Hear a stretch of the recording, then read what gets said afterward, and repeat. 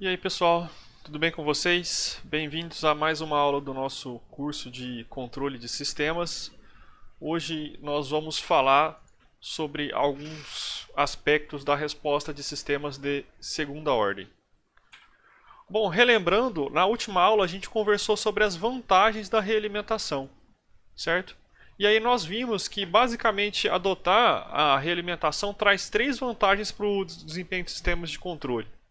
Tenta lembrar aí quais são as três. A primeira, e a mais importante, estabilização, muito bem. A segunda, redução do efeito de perturbações. E a terceira, que a gente quase sempre esquece, que é reduzir os efeitos de descasamento de modelo. E aí nós vimos que para fazer com que esses requisitos que essas vantagens sejam de fato consolidadas, nós temos um drama, ou um trade-off na hora de escolher, de projetar o controlador. Porque nós podemos fazer o controlador ter um ganho alto, ter magnitude elevada, só que isso traz vantagens em termos de rastreamento da referência, de rejeição de perturbações, só que a gente acaba gastando muito o controle, a ação de controle fica muito elevada e também aumenta a sensibilidade a ruído de medida.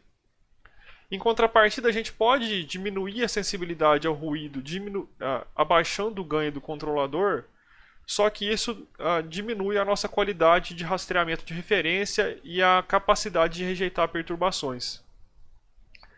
E a vida de quem projeta controlador sempre tem que estar atento a esses objetivos conflitantes, que são os objetivos de bom rastreamento e boa rejeição de perturbação, só que gastando pouca energia. E nós vimos que felizmente isso pode ser contornado fazendo com que o controlador tenha ganho alto em baixa frequência, porque as referências e as perturbações tipicamente são de baixa frequência, e fazendo com que o controlador tenha ganho baixo em frequências elevadas, porque nós sabemos que ruído de medida tem frequência, tipicamente ou comumente tem frequência elevada. Nós conversamos sobre a resposta de sistemas dinâmicos, sobre as respostas de transitória e regime permanente, e a gente estudou em especial a resposta de sistema de primeira ordem, tanto ao impulso, quanto ao degrau, quanto à resposta à rampa. E nós vimos que a resposta tem mais ou menos esse formato aqui, ela tem no caso da resposta ao degrau, ela sobe exponencialmente. Todo mundo se lembra disso? E aí nós definimos aqui um tempo especial, que é o tempo para a resposta atingir 63% do valor final. Vocês se lembram disso? E nós chamamos esse tempo de constante de tempo, que nós denotamos por tal. E a constante de tempo é 1 sobre a magnitude do valor do polo, que nós chamamos de A. E a partir de 4 constantes de tempo, o sistema entra em um sistema de primeira ordem. A gente vai considerar que entra em regime permanente, que é quando a resposta atinge 98% do valor final. Bom, hoje nós vamos falar sobre a resposta desses sistemas de segunda ordem e nós vamos particularizar o estudo para a resposta ao degrau. A partir desse estudo analítico, a resposta do sistema de segunda ordem ao degrau, nós vamos definir alguns critérios de desempenho. E o final dessa aula ele envolve uma conversa sobre a resposta de sistemas de ordem superior, ou seja, sistemas com mais do que 2 polos, e também o efeito de zeros e polos adicionais. Então o seu sistema é de segunda ordem, só que ele tem um zero adicional. Como é que fica a resposta? Normalmente, essa parte da aula aqui, eu completo ela na aula de erro em regime estacionário, que vai ser um estudo individual do curso de vocês. Então eu vou parar o vídeo quando eu terminar o critério de desempenho para sistemas de segunda ordem. E aí eu começo um novo vídeo falando só sobre a resposta de sistemas de ordem superior. Desse modo eu não fico com nenhum vídeo grande. Tudo bem? Então nossa aula hoje envolve esses 2 primeiros tópicos e depois eu faço um vídeo especial só sobre a resposta de sistemas de ordem superior. Bom, a gente até fez uma figurinha que no caso desses sistemas de primeira ordem, alterar o lugar do polo mexia somente em uma característica da resposta. Vocês se lembram qual que era essa característica? Muito bem. nós vimos que mexer o lugar do polo alterava somente o lugar ou a velocidade de resposta. Vocês se lembram? A gente até viu uma figurinha dessa forma aqui, ó. Quanto mais à esquerda o polo está lá no eixo imaginário, mais rápida é a convergência aqui na resposta no domínio do tempo. Então, quanto mais à esquerda, mais rápida era a resposta. Já em sistemas de segunda ordem, quando os polos variam de posição, a resposta pode exibir diferentes comportamentos. Por exemplo, a resposta pode ser parecida com um sistema de primeira ordem, pode ser um oscilador puro, ou seja, a resposta não converge. Pode ser uma resposta subamortecida, que nós vamos ver o que é. Então, quando os polos mudam de localização no plano complexo, a resposta no domínio do tempo de um sistema de segunda ordem pode assumir diferentes comportamentos. Por exemplo, de novo, a gente só vai estudar a resposta ao degrau. Por exemplo, quais são os polos desse sistema de segunda ordem? Primeiro, vamos começar do básico. Por que eu estou falando que esse sistema é de segunda ordem? Como é que a gente vê a ordem de uma equação diferencial? Bom, é a ordem, ou é o maior número de derivadas que aparece na equação. Quando a gente aplica a transformada de Laplace nessas derivadas, cada derivada aparece um s multiplicando. Então, a maior ordem da derivada é a maior ordem da potência que a gente tem aqui do s. No caso, a gente tem um s ao quadrado, portanto, o sistema é de segunda ordem. Tudo bem?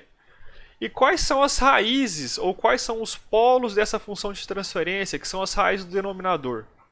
Quais são as raízes de uma equação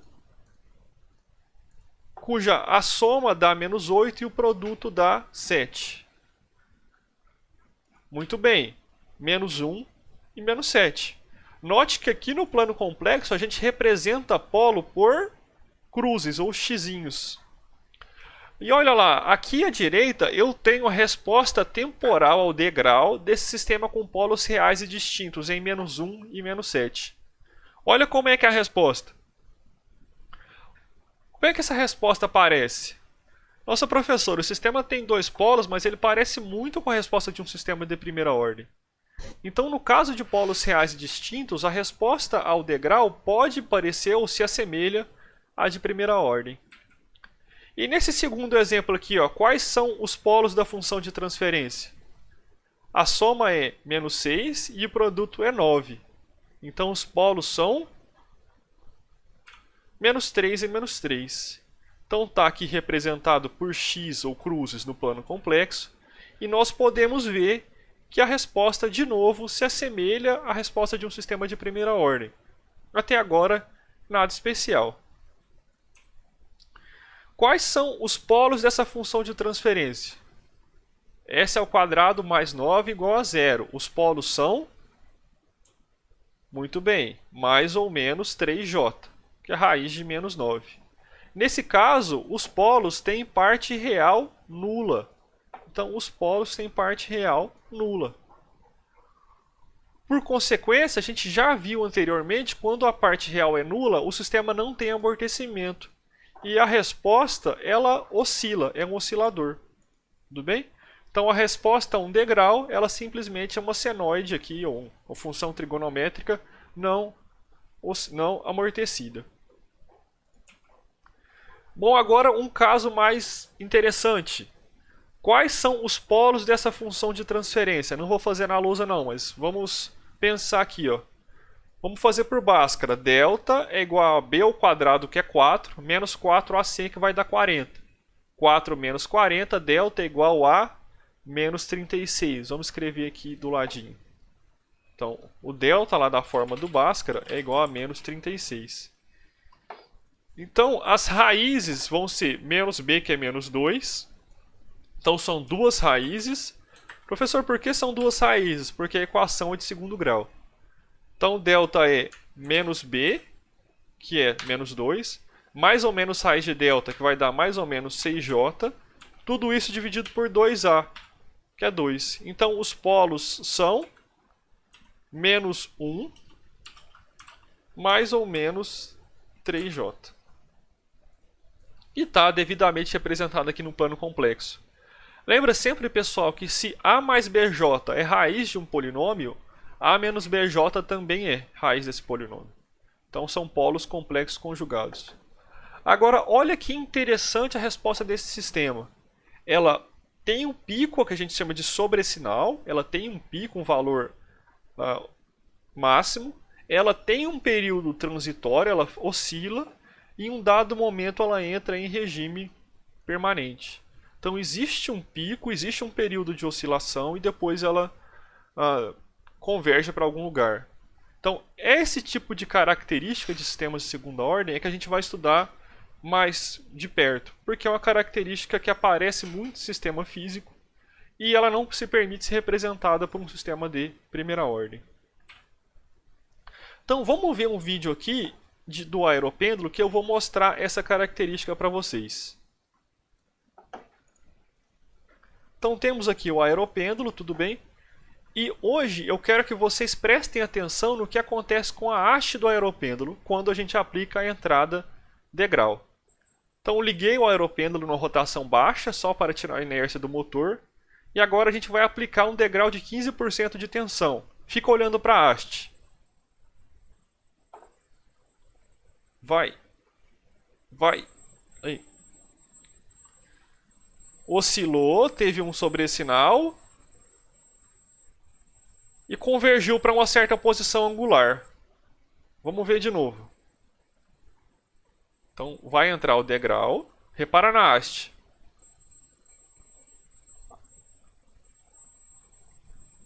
Então há um pico de posição angular e depois a resposta converge. Então o gráfico da resposta bonitinho eu tenho aqui. Então olha lá, ó. A posição angular sai do zero, tem um sobressinal, um pico, existe um período de oscilação e depois ela converge. Esse tipo de resposta é típico de sistemas de segunda ordem subamortecidos, que é essa resposta que a gente está observando aqui nesse exemplo. Tudo bem?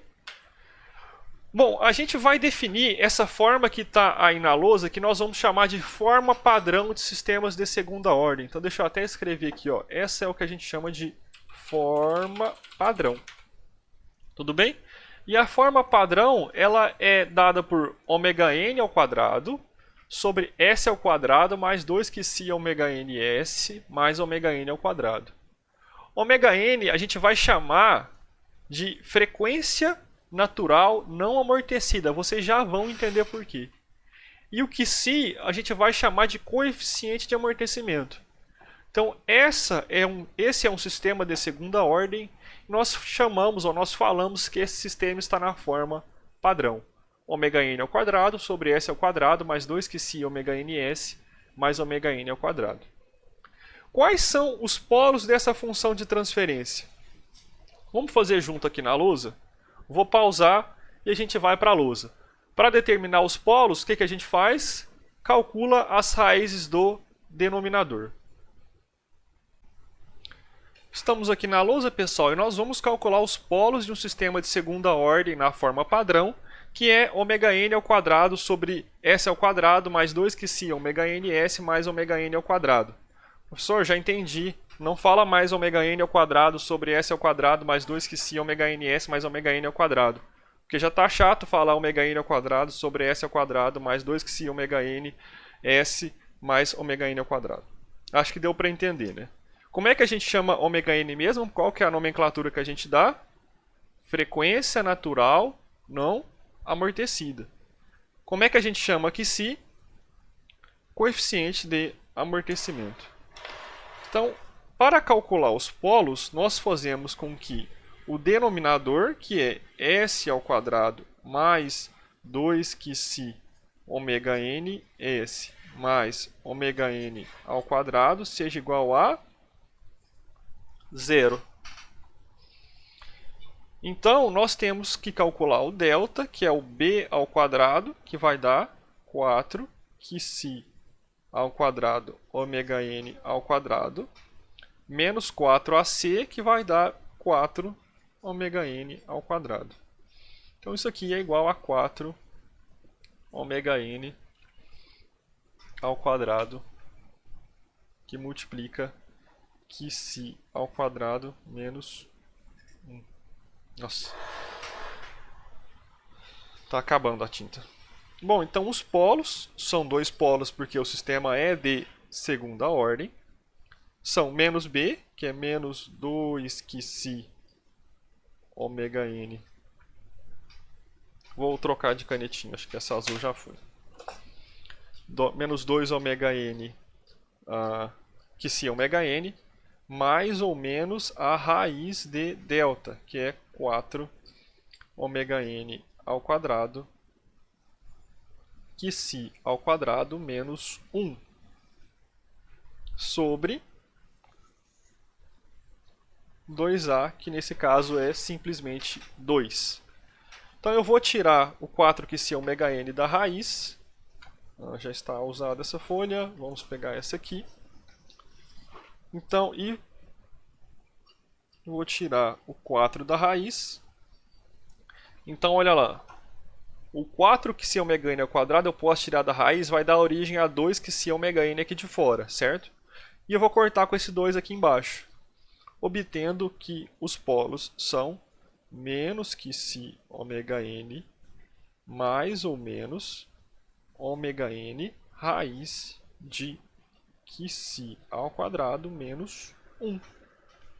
E esses são os polos de segunda ordem na forma padrão. Tudo bem, pessoal? Então, ó, só para quem não entendeu, o 4 ômega n ao quadrado pode tirar da raiz, vai dar origem a 2 ômega n. Eu peguei o 2 e cortei esse 2 com 2 que apareceu aqui nesse termo da direita, com 2 do denominador, obtendo assim os polos da função de transferência. Então vamos voltar para a lousa, para o slide, tá? E nós calculamos os polos, que são menos QC mais ou menos ômega n vezes raiz de QC ao quadrado menos 1. Então vamos ver o que acontece com a resposta da planta para diferentes valores de coeficiente de amortecimento. Lembrando que a resposta do sistema está associada à localização dos polos. Então, o primeiro cenário, eu vou para a lousa e volto aqui. Bom, vamos ver lá na lousa. Deixa eu só jogar na lousa. Pessoal, o que acontece quando o QC é menor do que zero? Então, olha lá, aqui eu tenho os polos, tá? P1,2. São os dois polos.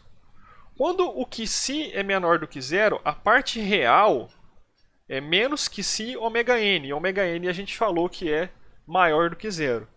Então, se o ômega n é maior do que zero e o QC é menor do que zero, a parte real, que é menos QC ômega n, fica... Deixa eu só esclarecer porque eu estou chamando isso de parte real. Se o QC é menor do que zero, a gente vai ter que menos QC ômega n mais ou menos ômega n raiz de QC ao quadrado menos 1. Tá?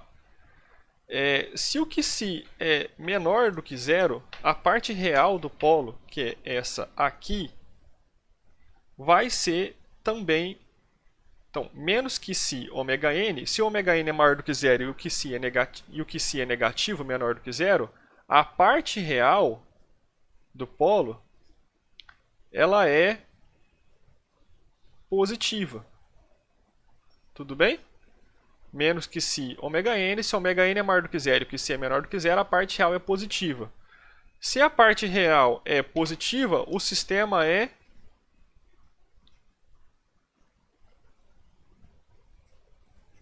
instável. Então vamos lá na lousa, no slide. Então, se a parte real, QC, é menor do que zero, o sistema é instável. Tudo bem? Porque o polo vai ter parte real positiva e a gente já viu que nesse caso a resposta diverge. Como está sendo exemplificado aqui na resposta ao degrau, vocês podem ver que a resposta está aumentando de amplitude. O sistema está divergindo. Bom, agora o que acontece com o polo se o QC é igual a zero? Então vamos lá no slide de novo. Se o QC é igual a zero, o polo P1,2 vai ser igual a menos 0 vezes ômega-n, que é zero, mais ou menos ômega-n vezes raiz de 0 ao quadrado menos 1, que é j. Então nós temos dois polos com parte real nula e parte imaginária igual a mais ou menos ômega-n. O que acontece com a resposta? Deixa eu escrever aqui, ó. Parte real nula, e o que acontece com a resposta? Ela oscila.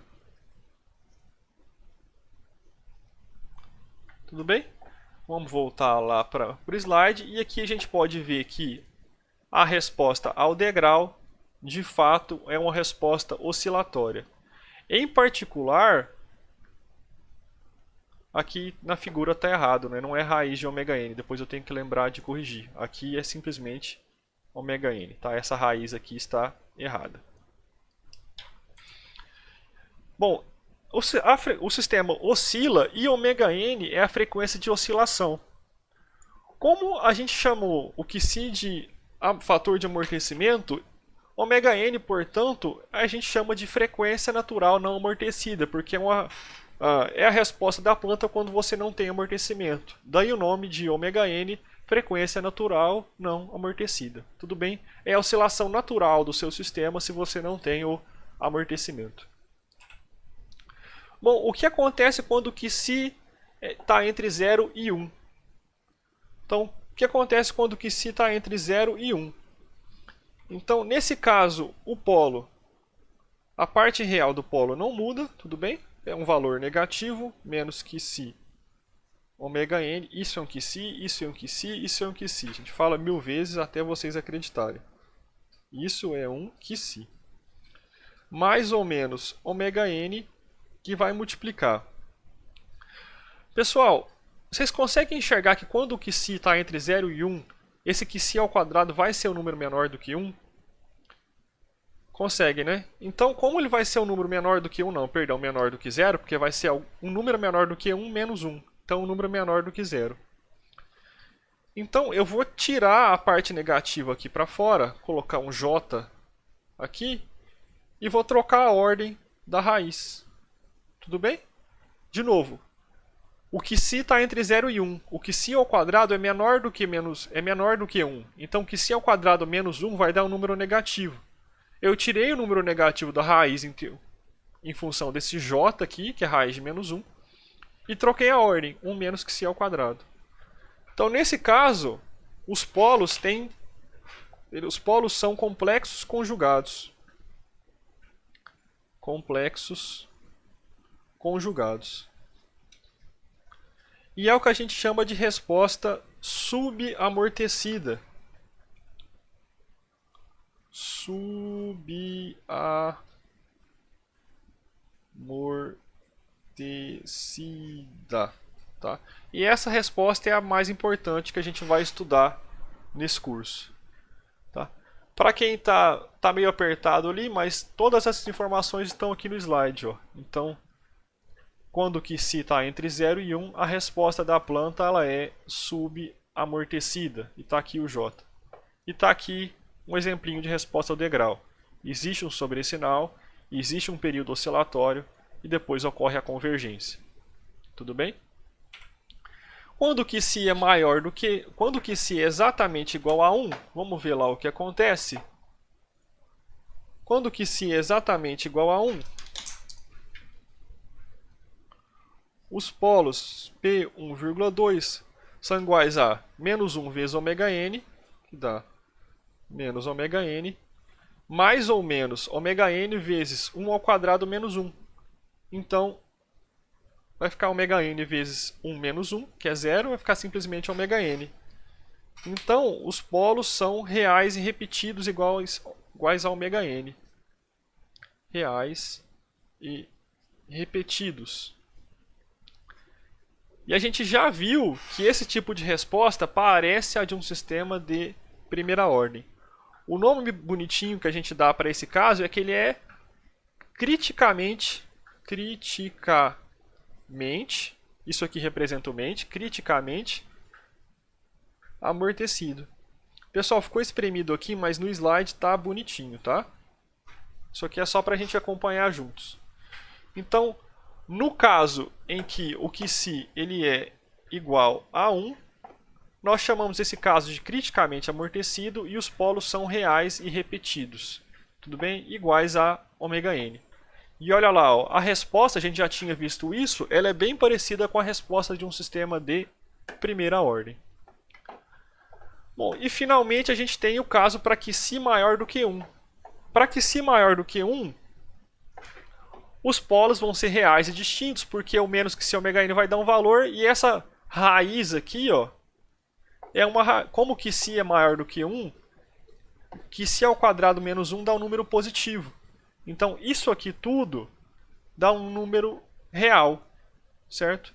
E, por consequência, nós vamos ter raízes reais e distintas iguais a menos que C ômega n menos ômega n vezes raiz de que C ao quadrado menos 1, que é uma raiz real, e menos que C ômega n mais raiz de... menos que C ômega n mais ômega n vezes raiz de que C ao quadrado menos 1. E nós já vimos que a resposta desse tipo de sistema também se assemelha a um caso de primeira ordem. Então, nós vamos estudar o caso mais característico de sistema de segunda ordem, que é o caso subamortecido. Quando é o caso subamortecido mesmo? Para qual faixa de QC? QC entre 0 e 1, tá? Então, esse é o caso mais interessante que a gente vai estudar. Bom, a gente vai agora analisar essa resposta para o caso subamortecido, e quando eu falo analisar, é resolver analiticamente a resposta desse sistema. Então, olha lá, ó, nós temos aqui o sistema de segunda ordem na forma padrão. E nós estamos considerando uma entrada degrau, tudo bem? Unitário, cuja transformada é 1 sobre S. Como é que a gente vai fazer para encontrar a resposta desse sistema, que é a resposta no domínio do tempo, a equação analítica? Bom, primeiro a gente vai lá na tabela e procura se tem essa transformada de Laplace inteira na tabela. A resposta é não. Então, o que a gente faz é expandir em fração parcial. Certo?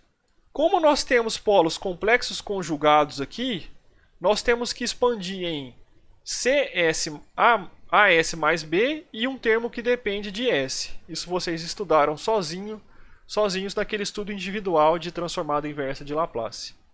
E aí nós vamos cair que a transformada, a expansão em fração parcial, em frações parciais é 1 sobre S menos S mais 2 que C ômega n sobre S ao quadrado mais 2 que C ômega n S mais ômega n ao quadrado. E aí, para nossa surpresa, a transformada inversa de Laplace dessa expressão não tem na tabela. Tá? E aí o que a gente precisa fazer é um rearranjo matemático separando essa expressão em dois elementos de QC, S mais QC ômega n e um QC ômega n sozinho. E aí também nós precisamos rearranjar o denominador em função desse quadrado que está aqui, é um rearranjo puramente matemático. E aí a transformada inversa de Laplace desse termo tem na tabela, em que ômega d é uma frequência auxiliar que a gente define, que é igual a ômega n vezes raiz de 1 menos que c ao quadrado. Então isso é uma variável auxiliar. E a parte boa desse rearranjo matemático inteiro é que a transformada de Laplace desses três termos podem ser facilmente encontrada na tabela de transformada inversa. Mais especificamente, a gente encontra essa expressão analítica aqui, que é a solução para um sistema de segunda ordem na forma padrão para uma entrada do tipo degrau unitário. 1 menos que si, 1 menos exponencial de menos que si ômega nt, vezes cosseno de ômega dt mais que si sobre raiz de 1 menos que si ao quadrado seno de ômega dt. Ou essa outra forma alternativa. Bom, professor, e daí? Não entendi nada dessa expressão. Então vamos analisar com calma o que acontece. Bom, para tempo igual a zero, essa exponencial vai ser exponencial de zero, certo? Exponencial de zero a gente sabe que é 1. certo? O cosseno de ômega-d vezes zero vai dar cosseno de zero, que também é 1. E o seno de zero, de ômega-d vezes zero, vai dar zero, então fica 1 menos 1 vezes 1. 1 menos 1 vai dar zero. Então essa resposta no domínio do tempo, ao degrau, parte de zero. Tudo bem? E essa resposta, quando o tempo passar, a exponencial de menos que si ômega nt vai convergir para zero. Então, para tempo muito grande, essa resposta vai convergir para 1. Tudo bem? Porque todo esse termo da direita aqui vai convergir para zero. Tudo bem, então a gente sabe de onde ela partiu e para onde ela vai convergir. Agora, e o que acontece ao longo do tempo? Bom, esse termo exponencial aqui, deixa eu ver se eu consigo deletar. Isso aqui, eu não sei se eu consigo deletar. Eu não tenho muita... Bom, esse termo exponencial aqui, quando o tempo passar, ele vai... ele contém a resposta trigonométrica, porque essa expressão tem que ser um número menor do que 1. Então, esse termo, essa exponencial, esse decaimento exponencial é o que a gente chama de envoltória, e está representado aqui pelas linhas pontilhadas. Então, essa envoltória vai conter a resposta no domínio do tempo, que está representado aqui por essa linha azul. E essa resposta no domínio do tempo ela tem uma característica oscilatória que vem dessas funções trigonométricas. Então, o que a gente sabe é que a resposta parte de zero, converge para 1 e está confinada dentro dessa envoltória. Tudo bem? Então, a partir dessa resposta oscilatória, nós definimos alguns critérios de desempenho, que são 4. Tempo de subida, que é o tempo para a resposta atingir 1 pela primeira vez. Tá? Nós definimos o tempo de pico, que é o tempo para o valor atingir aquele pico de sobressinal, que a gente viu, por exemplo, a haste do aeropêndulo fazer, aquele valor máximo que ela atingiu. O tempo de estabelecimento, que é o tempo para atingir uma certa faixa do valor final. No nosso curso a gente vai adotar uma faixa de 2%, mas alguns livros da literatura adotam 5%. E o máximo sobressinal, que é esse valor de ultrapassagem aqui do valor final. Então, essa distância entre o pico e o valor final é o que a gente chama de máximo sobressinal ou porcentagem de overshoot, ou simplesmente overshoot. E aí, o que nós vamos fazer agora, ou pelo menos passar pela demonstração, é relacionar esses 4 requisitos de desempenho. Quais são os 4 requisitos de desempenho? Muito bem. Tempo de pico, tempo de subida, tempo de estabelecimento e máximo sobressinal. E o que nós vamos fazer é conversar ou passar pela demonstração da relação desses requisitos de desempenho com que sim ômega n. E a gente vai... Isso vai ser importante depois para o projeto de controlador. Por quê? Porque dado um requisito de tempo de pico e máximo sobressinal, por exemplo, nós vamos conseguir calcular que sim ômega n. E dado que sim ômega n, nós vamos saber aonde tem que estar os polos do sistema, no caso subamortecido, para que a resposta tenha a característica que a gente quer. Entendeu? Então, dado o requisito de desempenho para a resposta, nós vamos calcular o que sim ômega n. Dado que sim ômega n, a gente sabe onde tem que estar o polo da função de transferência. Tudo bem? Então, eu não vou ficar demonstrando isso para vocês. O passo a passo está aqui no slide, pode ser encontrado na literatura. Eu não acho que é proveitoso ficar passando, fazendo a demonstração na lousa. É mais importante a gente entender o que está acontecendo e saber que, dado um requisito de desempenho, a gente consegue encontrar uma localização desejada para os polos da função de transferência. Então, como é que a gente vai obter a relação entre tempo de subida e que sim ômega n? Bom, a gente já conversou que o tempo de subida é o tempo para atingir 1 pela primeira vez. Então, nós vamos lá na resposta analítica, que está copiada aqui, e impomos que essa resposta no tempo de subida tem que ser igual a 1. Tudo bem?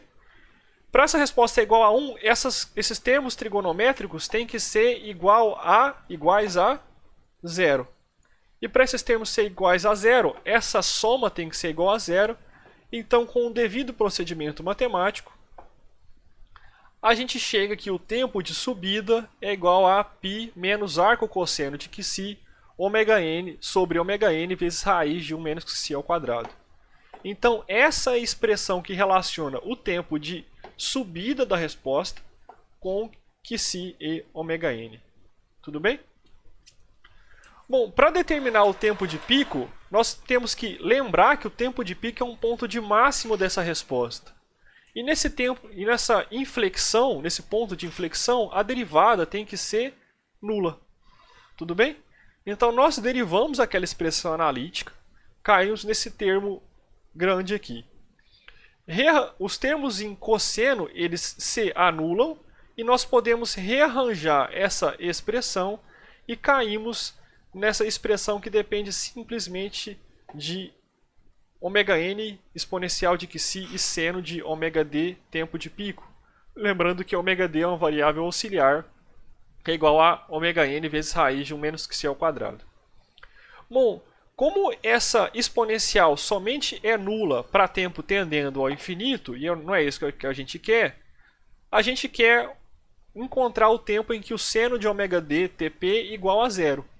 Isso acontece periodicamente para ômega d tp igual a zero, que é o primeiro tempo, π, 2π, 3π. Por que tem um monte de tempo que é a solução dessa expressão? Porque como a resposta oscila, existem diferentes pontos de inflexão aqui. Tudo bem? Como a gente quer o tempo de pico, a gente está interessado somente no primeiro valor diferente de zero. Então, o tempo ômega d tp tem que ser igual a π, portanto, o tempo de pico é igual a π sobre ômega d, que é igual a π sobre ômega n, vezes raiz de 1 menos Qc ao quadrado. Tudo bem? E essa é a expressão que vai relacionar o desempenho da resposta no domínio do tempo, tempo de pico, com Qc e ômega n.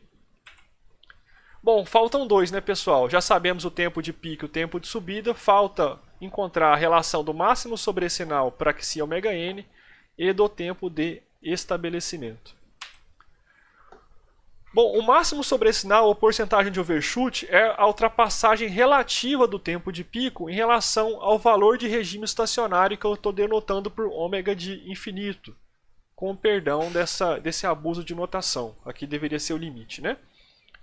Bom, nós já vimos que o y converge quando o tempo vai infinito para 1. Então nós temos que y de tempo de pico menos 1 sobre 1, que é a expressão.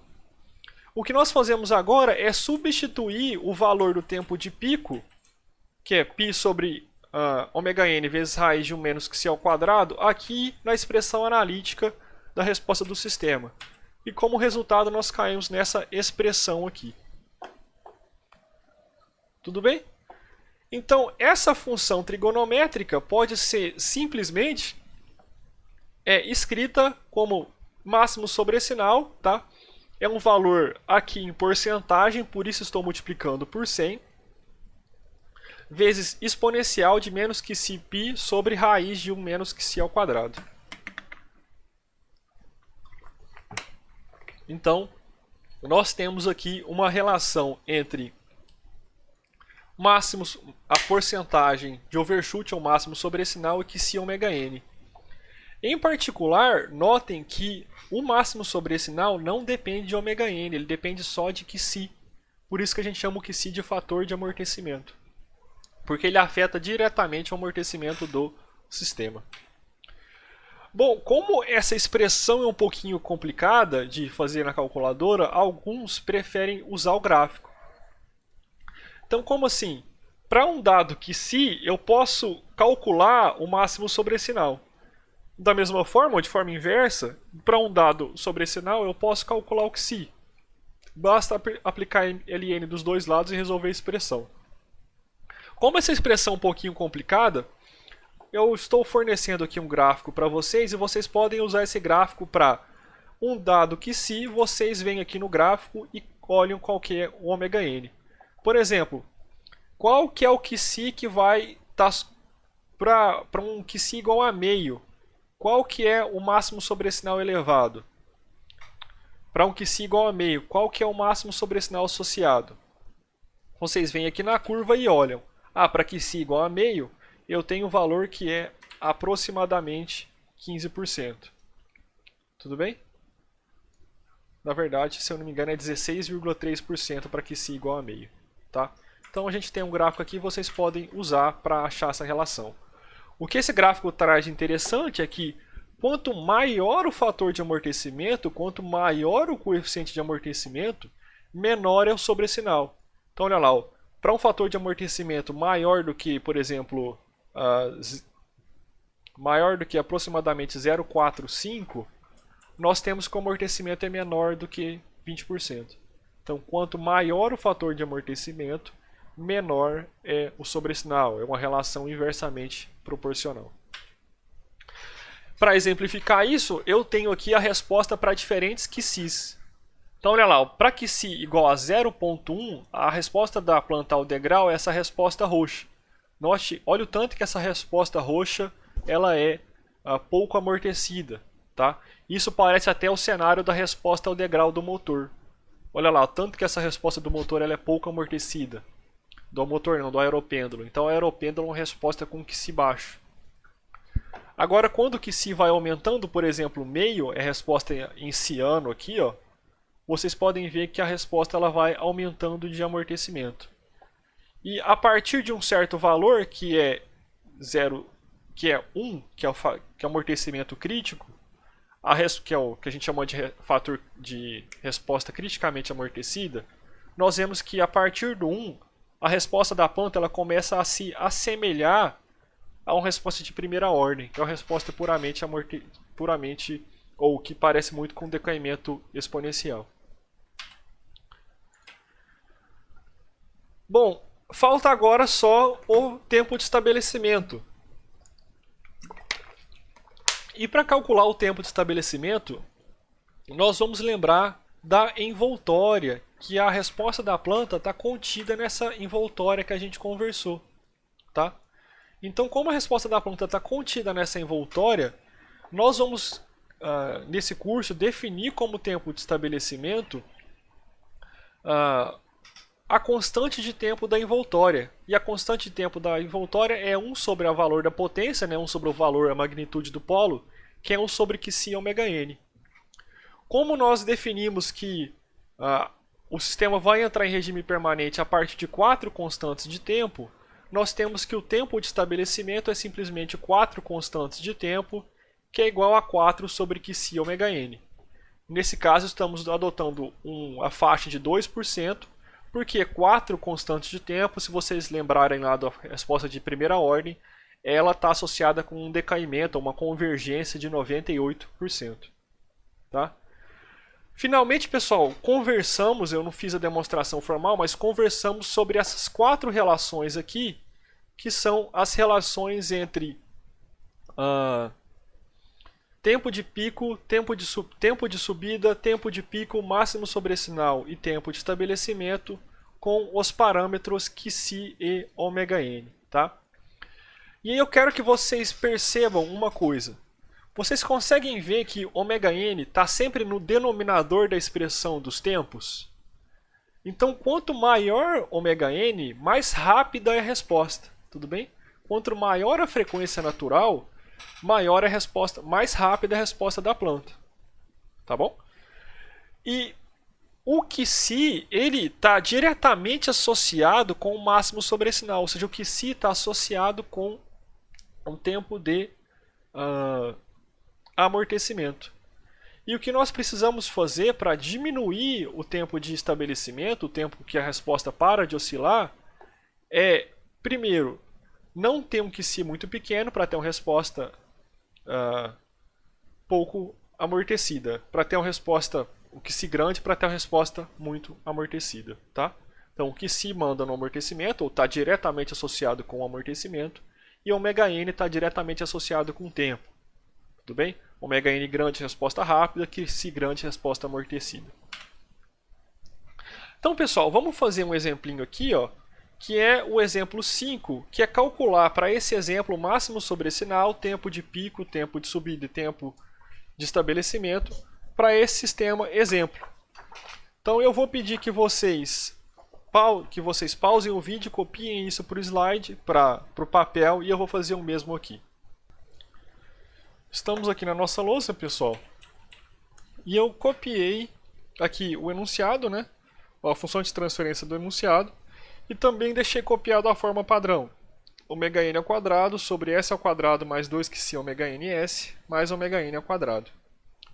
E a gente deve calcular o máximo sobre esse sinal, o tempo de pico, o tempo de subida e o tempo de estabelecimento e o tempo de subida. Pessoal, acho que eu não comentei até agora, a gente chama esse teste de tempo de estabelecimento porque vem do inglês settling time. Então esse S, deixa eu anotar aqui embaixo, eu não vou anotar não, mas é settling time, é tempo de acomodação. E o TR eu estou chamando de tempo de subida porque vem de raise time. Então TR é tempo de subida de raise time e S é tempo de estabelecimento de settling time. Bom, a gente precisa calcular esses 4 parâmetros para essa função de transferência, considerando a resposta ao degrau, né? Como é que a gente vai fazer isso? A gente vai comparar a forma que a gente tem com uma forma padrão. Então, por inspeção, nós conseguimos ver que o ômega n ao quadrado, para essas expressões serem iguais, é igual a 1. Portanto, o ômega n é igual a 1. Da mesma forma, o 2qc ômega n tem que ser igual a 1,2. Como ômega n é igual a 1, nós temos que o fator de amortecimento, isso aqui é radiano por segundo, nós temos que o fator de amortecimento tem que ser igual a 0,6. Bom, e agora, pessoal? Bom, agora é simplesmente a aplicação de fórmula. Tudo bem? Eu já copiei as expressões aqui. Então, eu já fiz um formulário dessa aula, que é tempo de subida, tempo de pico, máximo sobre sinal e tempo de estabelecimento. Então, para calcular, por exemplo, o máximo sobre sinal, nós pegamos o qc e substituímos aqui nessa expressão. Então fica máximo sobre sinal é igual a 100 vezes exponencial de menos 0,6 π sobre raiz de menos 0,6 ao quadrado. Tá? Isso é simplesmente substituição de fórmula. Não vou fazer, mas basta substituir aí na calculadora de vocês e cuidado para não errar. Tudo bem? Vou fazer aqui no computador essa continha 100 vezes exponencial de... Acho que eu vou colocar aqui para vocês verem eu fazer a conta, né? Então 100 máximo sobre sinal é igual a 100 vezes exponencial de menos π vezes o qc, que é 0,6, dividido por raiz quadrada de 1 menos 0,6 ao quadrado. Então, para um qc de 0,6, nós vamos ter um amortecimento, deixa eu voltar para a lousa, nós vamos ter um amortecimento de 9,5%.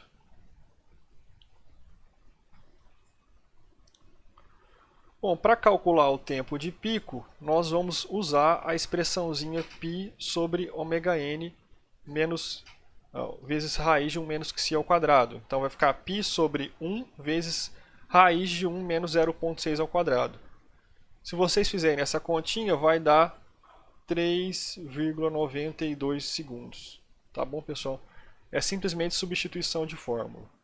Para calcular o tempo de estabelecimento, nós usamos a equação 4 sobre qc ômega n, que dá 4 sobre 0,6 vezes 1, que vai dar tempo de estabelecimento de 6,67. E finalmente o tempo de subida é a formulazinha talvez mais complicada, π menos arco cosseno de 0,6 sobre raiz de 1 vezes sobre ômega n, que é 1 vezes raiz de 1 menos 0,6 ao quadrado. Se vocês fizerem essa continha, vai dar 2,77 segundos. Tudo bem, pessoal? eu tenho aqui a simulação pronta. Deixa eu tirar a lousa da frente. Estou aplicando aqui um degrau no tempo 0 e o valor do degrau é unitário. Tá? Temos aqui a função de transferência, de novo, para acessar os blocos de função de transferência, você vem aqui na biblioteca em função contínua. Vou simular a planta. Todos esses arquivos de simulação vocês vão receber e podem utilizar se quiserem. E eu tenho aqui a resposta para a gente dar uma olhadinha no que aconteceu. Bom, vamos olhar primeiro o sobressinal, certo? Então deixa eu pegar aqui a lupa. E nós calculamos um sobressinal de 9,5%. Então, 9,5% de 1 vai dar, ou um sobressinal de 9,5% de 1 vai dar 1,95. Nós podemos ver que a resposta atinge lá o 1,095, que foi uma aproximação, né? O valor que a gente tinha calculado era 9,478. Bom, o tempo de pico deu 3,92. Deixa eu lá olhar. Então, olha lá, o pico da expressão está sendo atingido aproximadamente lá em 3,92. Tudo bem? O tempo de subida é o tempo que ele atinge 1 pela primeira vez. A gente calculou 2,77. E nós podemos ver lá, ó, que o tempo de subida está dando aqui, ó, entre 2,76 e 2,78 ele atinge 1 pela primeira vez. Tudo bem? E a última característica é o tempo de estabelecimento, que nós calculamos 6,67%, 6,67 segundos, que é quando ele vai ficar confinado aqui nessa faixa de 2% do valor de regime, que está mais ou menos aqui. Tudo bem, pessoal? Então, os requisitos dessa resposta, nós conseguimos caracterizar eles usando pelas relações de Qi e ωn, tá bom? Bom, pessoal, estou interrompendo aqui a demonstração no meio porque eu tinha me esquecido de uma coisa e acho que é bom esclarecer, né, não deixar nenhuma ponta solta, que o tempo de estabelecimento, eu não sei se todo mundo percebeu, mas o nosso cálculo ele deu um valor acima do que de fato apareceu na prática. Então, o que está acontecendo? A conta está errada? Não, não é. Eu que tinha me esquecido de um fato. O tempo de estabelecimento ele é calculado a partir da envoltória, correto? Conforme a gente tinha conversado. Então, esse tempo é o tempo para envoltória, está até aqui destacado, ó, é o tempo para envoltória ficar na faixa que a gente quer, que é a faixa de 2%.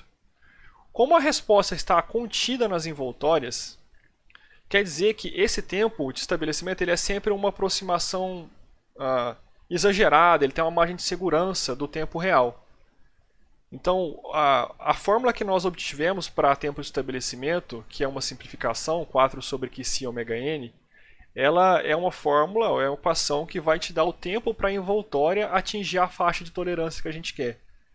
E como a resposta está contida dentro da envoltória, esse tempo sempre, ou provavelmente, vai ser maior do que o tempo real para a planta entrar, ou para a resposta entrar em regime permanente.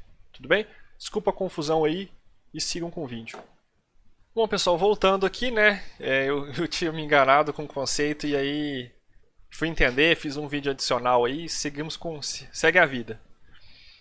Bom, temos aqui o exemplo 6, que agora vocês, para casa, né, vocês calcularem essas mesmas características para um sistema de malha fechada.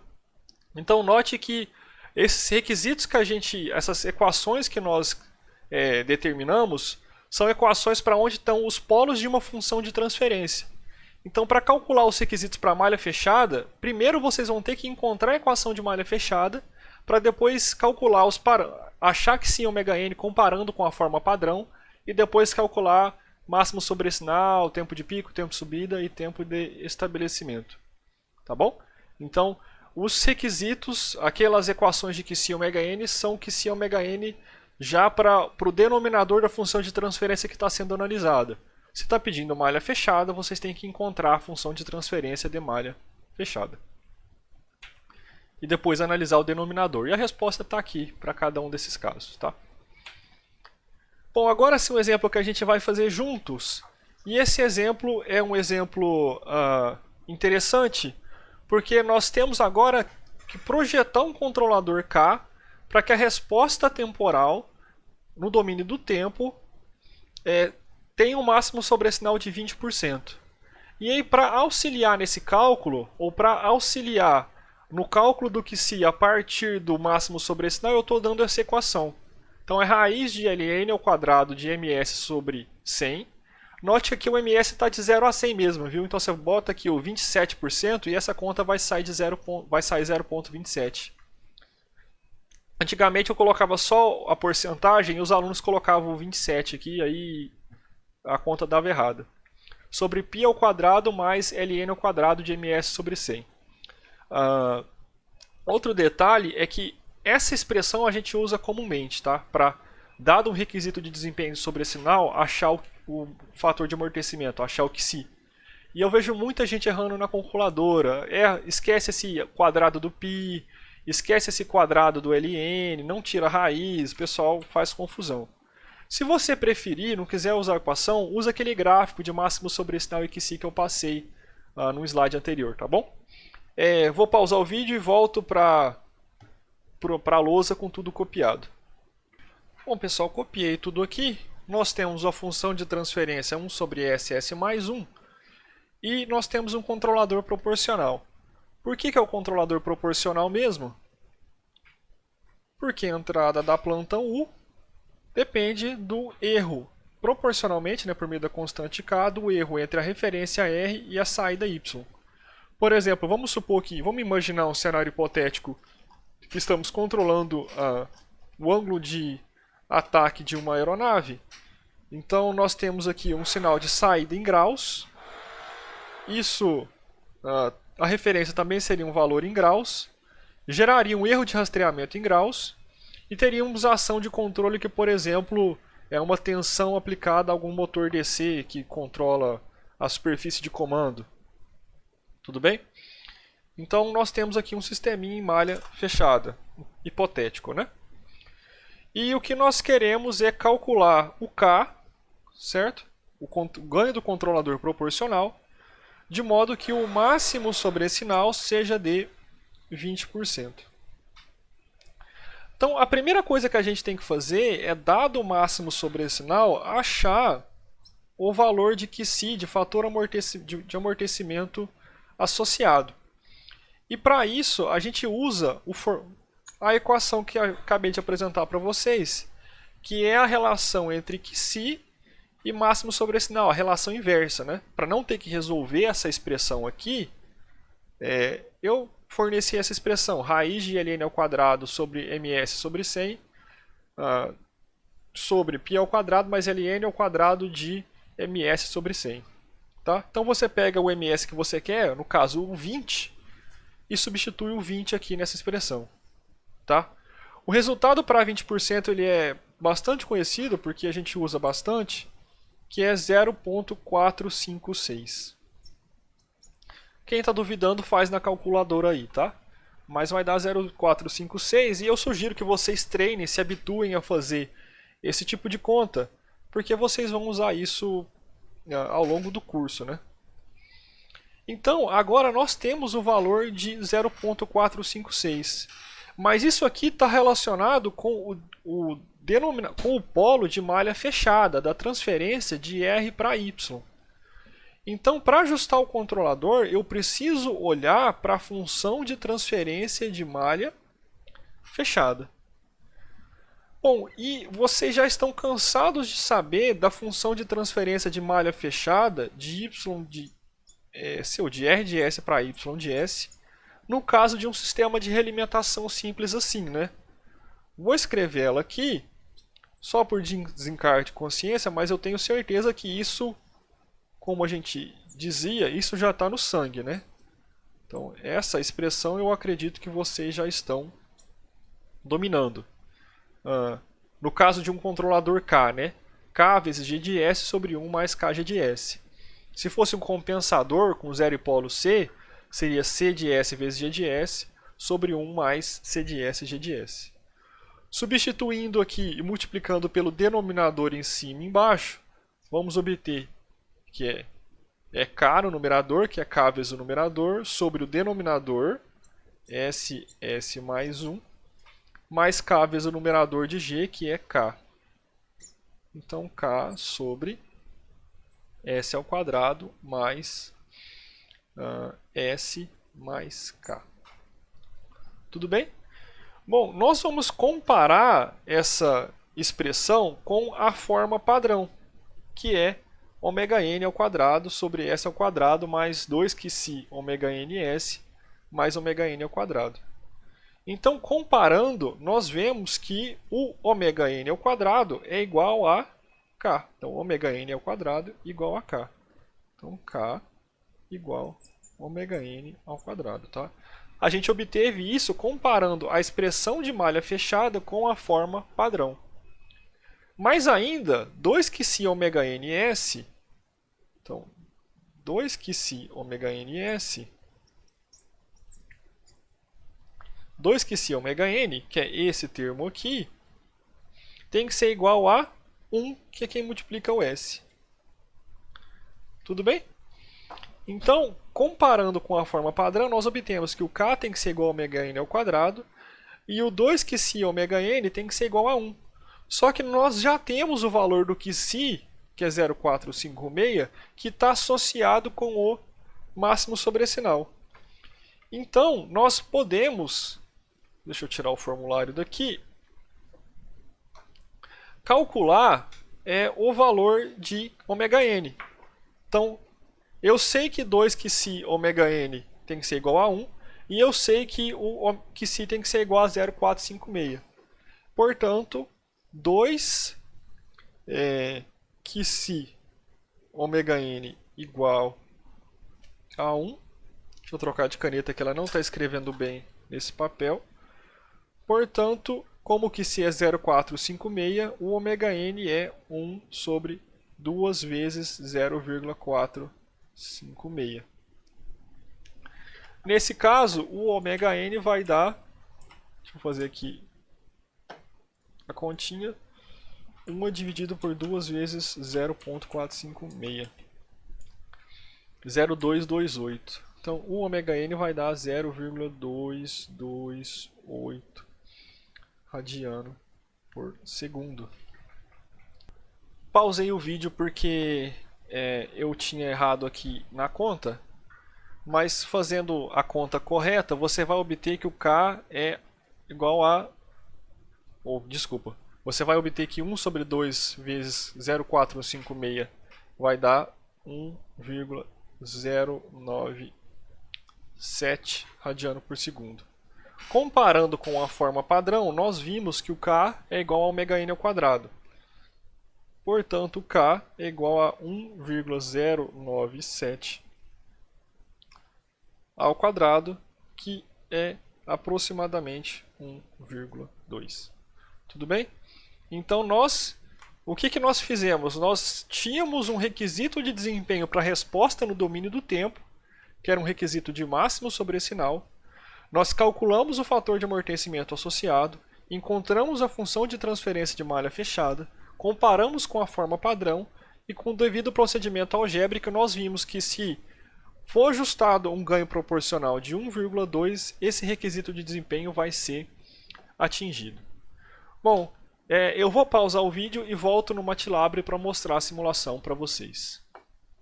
Estou aqui com a simulação aberta, pessoal, e aqui o nosso controlador, nosso ganho K, foi ajustado de modo a ser igual a 1,2, tá? E aqui está o sisteminha, era 1 sobre S, S mais 1, que é igual a 1 sobre S ao quadrado mais S. Vou compilar a simulação. E nós podemos ver que a resposta é uma resposta de segunda ordem subamortecida. Deixa eu tirar minha cabeça daqui. Deixa eu botar minha cabeça aqui. Nós podemos ver que a resposta é de segunda ordem subamortecida. E que o sobressinal que a gente bateu, olha lá, ó, ele convergiu para 1, como a resposta era esperado nesse caso. E o sobressinal foi igual aos 20%, que é o que a gente calculou. Tudo bem? Então o projeto do compensador K foi feito de maneira adequada. Bom, pessoal, fizemos o exemplo 8, 7 juntos, perdão, aqui no papel. O exemplo 8 vai ficar para casa e o exemplo 8 ele tem uma coisa diferente, que além do K, vocês têm que ajustar também um lambda, só que agora nós temos dois requisitos de desempenho. O requisito de máximo sobressinal, que vocês vão usar para calcular o Xi, e o tempo de pico que vocês vão usar para calcular o ômega-n. Esse tipo de realimentação, que tem um fator que depende da derivada do sinal, nós chamamos de realimentação derivativa. Mas por que depende da derivada? Porque o sinal é multiplicado por S lambda. E nós sabemos que multiplicar por S no domínio da variável complexa S equivale a derivar no domínio temporal, no domínio do tempo. Bom, agora nós sabemos projetar controladores simples, controlador proporcional, para atender requisito de sistema de segunda ordem. E também para o caso da realimentação derivativa. Vamos relacionar os requisitos de desempenho,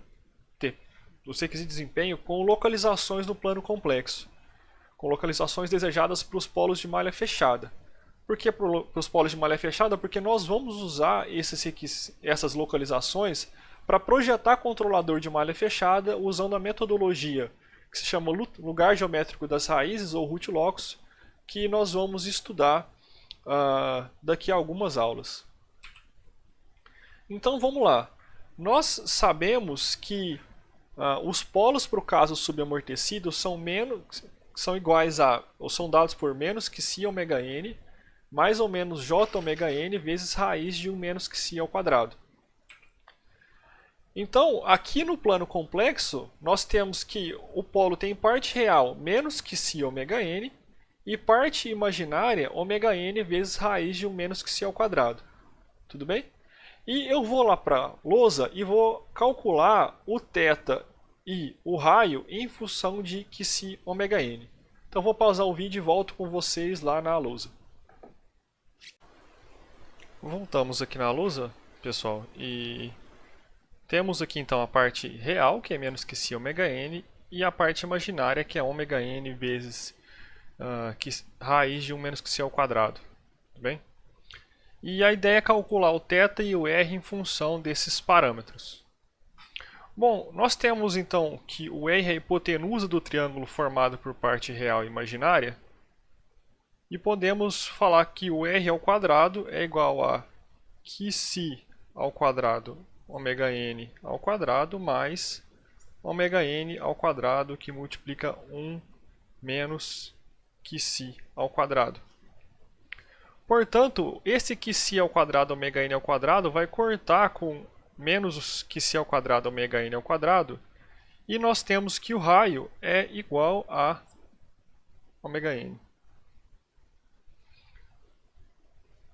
Agora que nós sabemos o valor desse raio, dessa hipotenusa, na verdade, nós podemos então calcular o θ usando o cosseno. Então o θ é o arco cujo cosseno vale cateto adjacente, que é qi ômega n, sobre a hipotenusa, que é ômega n. Não, desculpa. O que nós temos aqui é que o cosseno de θ, agora sim, cosseno de θ é igual a cateto adjacente, que é qi ômega n, sobre hipotenusa, que é ômega n. Portanto, agora sim, o θ é o arco cujo cosseno, acho que faltou um C, acosseno, o arco cujo cosseno vale qi. Esse R aqui não existe, é acosseno, sim. Tá? Então, voltando lá para o slide, nós temos que o θ é o arco cujo cosseno vale qi, que está aqui, e que o raio vale ômega n. Agora que nós sabemos a localização de qi ômega n aqui no plano complexo, nós também podemos encontrar as localizações que estão associadas a requisitos de desempenho. Por exemplo, nós já vimos que um QC de 16,3% está associado com um QC de meio. Então, o máximo sobressinal de 16,3%, uma máxima ultrapassagem, está associado com um QC de meio. Como o θ é o arco cujo cosseno vale QC, esse requisito de sobressinal está associado com um polo está em cima de uma reta igual que faz com o eixo real 60 graus. Tudo bem? Então, se os polos de malha fechada estiverem em cima dessa reta, quer dizer que a resposta da planta, imagina que isso é complexo conjugado, mas quer dizer que a resposta da planta vai ter, a resposta da planta ao degrau vai ter um sobressinal de 16,3%. Entenderam? Esse requisito de desempenho está associado com esse QC, que por sua vez está associado com os polos de malha fechada estarem em cima dessa reta verde, que tem um ângulo θ de 60 graus. Bom, se nós quisermos então que o máximo sobressinal seja menor ou igual a 16%, quer dizer que o fator de amortecimento tem que ser maior ou igual a meio, e por consequência os polos de malha fechada têm que estar nessa região sombreada para que o requisito de desempenho de sobressinal seja atendido. Tudo bem? Então está aqui destacado. Ó. Se os polos de malha fechada estiverem na região destacada, o requisito de desempenho de máximo sobressinal será atendido. Bom, da mesma forma, um requisito, por exemplo, de tempo de estabelecimento, né, ou melhor, um limitante superior para o tempo de estabelecimento, ele é dado por 4 sobre QC ômega n, e se nós quisermos que o tempo de estabelecimento seja igual a 2, então o QC ômega n tem que valer 4. Tudo bem? Passo o QC ômega n para o lado de lá multiplicando e passo o TS dividindo. Só que esse QC ômega n é relacionado aqui no plano complexo pela parte real do polo, ou seja, pelo menos QC ômega n. Né? Então a parte real do polo é QC ômega n.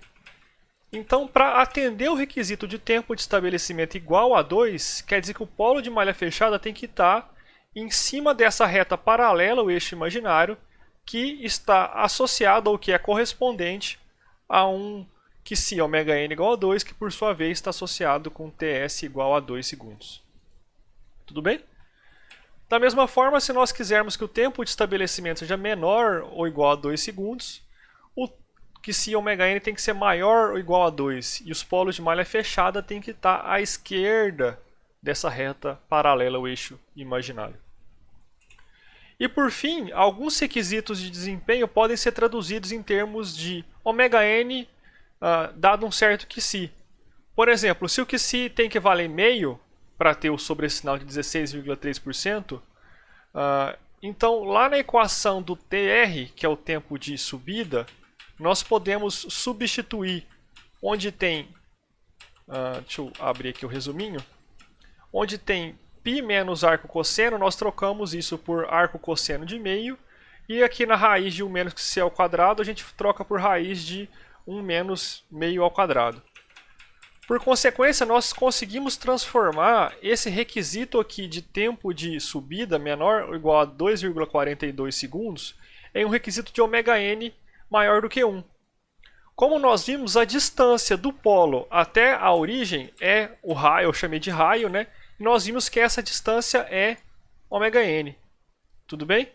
Então, se nós quisermos que o ômega n seja igual a 1, o polo de malha fechada tem que estar em cima dessa semicircunferência que tem distância até a origem igual a 1. Porque desse modo, por exemplo, em qualquer lugar que os polos de malha fechada estiverem, o ômega n, que é a distância até a origem, vai ser igual a 1. Tudo bem? Então, se nós tivermos o QC, nós podemos transformar o requisito de tempo de subida, por exemplo, em um requisito de ômega n. E por consequência, nós conseguimos desenhar aqui uma região em que os polos de malha fechada têm que estar para satisfazer o requisito da resposta ao degrau no domínio do tempo. Tudo bem? Então, só para ficar claro, a gente tem um requisito para resposta ao degrau no domínio do tempo, por exemplo, máximo sobressinal. a gente associa esse requisito com uma região desejada para os polos de malha fechada no plano complexo. E depois nós vamos aprender a ajustar o compensador para fazer com que os polos de malha fechada estejam nessa região. Então, só para fazer um exemplinho, nós temos aqui o exemplo 9. E esse exemplo 9 é para a gente determinar a região no plano S, né, no plano complexo, que atenda máximo sobressinal menor ou igual a 20% e tempo de estabelecimento menor ou igual a 1. Então, vou pausar o vídeo e volto na lousa com vocês.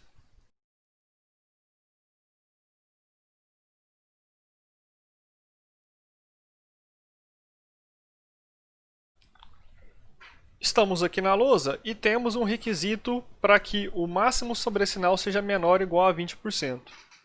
Para ter o máximo sobressinal igual a 20%, nós podemos usar aquela equação do formulário, que é o xi, né, igual a raiz de ln ao quadrado ms sobre 100 sobre π ao quadrado mais ln de ms ao quadrado, ln ao quadrado de ms sobre 100, para obter que um ms menor ou igual a 20% está associado com xi maior ou igual a 0,456. Portanto, a gente tem que ter que o arco cosseno, como nós sabemos que o θ é igual a arco cosseno de xi, então xi maior ou igual a 0,456 está associado a um θ menor ou igual a o arco cosseno desse valor. Deixa eu fazer aqui. Então, arco cosseno de 0,456 dá aproximadamente 62,87 graus. Então, do primeiro requisito, eu vou chamar esse requisito de requisito 1. Do primeiro requisito, nós temos que os polos devem estar em uma região com ângulo θ menor que 63 graus. Tudo bem? Imaginem que isso aqui é 63 graus. Só que esse não é o único requisito que nós temos. Nós também temos o requisito 2, que é tempo de estabelecimento menor ou igual a 1 segundo.